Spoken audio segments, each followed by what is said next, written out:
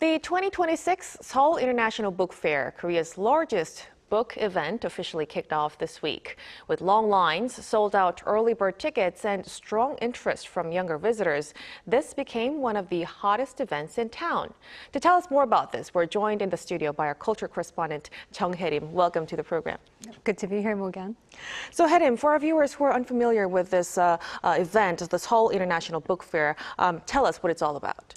Of course. So this is basically Korea's biggest annual book event. It brings together major publishers, independent presses, authors, readers, online and offline bookstores. So basically everything book-related can be found here. And on the first day of the opening, it proved to be one of the hottest events for young readers. Long lines stretch across the COEX on Wednesday morning as visitors waited to enter the Seoul International Book Fair. Even before the doors opened, excitement had already been building online, with early bird tickets selling out and some ticket packages drawing heavy demand. I thought there wouldn't be that many people since it's the first day and a weekday, but I came for the open run at 8 a.m. and there were about 70 people in front of me.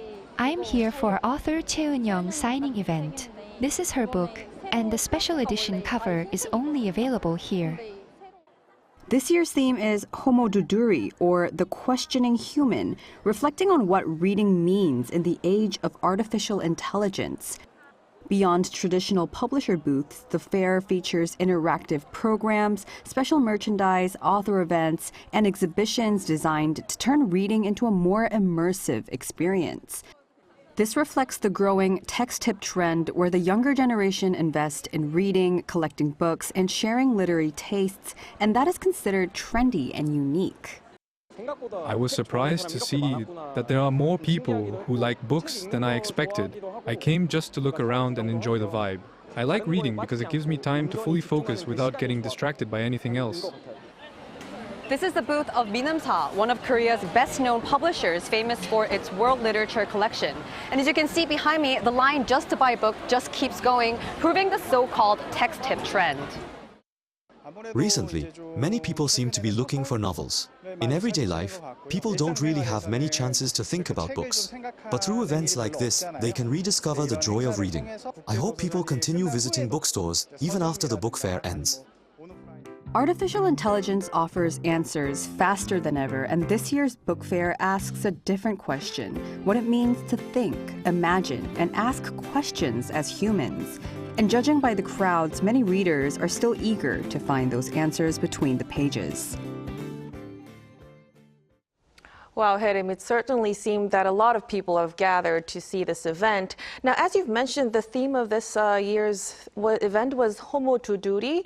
Could you elaborate on what exactly that means? Yes, of course. So according to organizers, Duduri is a mythical being, the early form of a dokkaebi, or Korean goblin, and is also an old word for a blacksmith. So the idea is that just as a blacksmith faces fire and uses it to create something new, humans today must face the fire of artificial intelligence. So a large part of the program focuses on how AI is changing writing, translation, art, journalism, and even the way we define what it means to be human. There are talks on AI and literary creation, translation, fact-checking, and whether humans and AI can share emotions or creativity.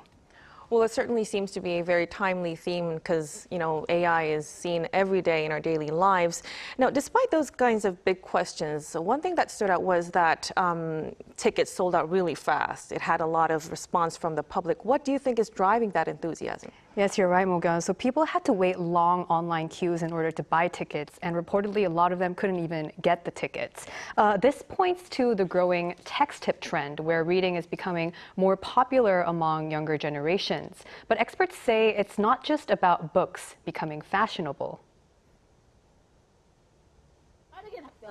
I think people are becoming somewhat tired of videos that are answered quickly, shown quickly, passed over quickly, and made quickly. They also start to feel that content made for showing off to others is far from their real selves. So there seems to be growing interest in things that feel more authentic, texts, or quiet and calm ways to look back on oneself and feel what it means to be human. Well, that certainly seems to be a fascinating trend to watch moving forward. Thank you so much for the report, Hye-lim. My pleasure, Mok-yeon. Have a great weekend. You too.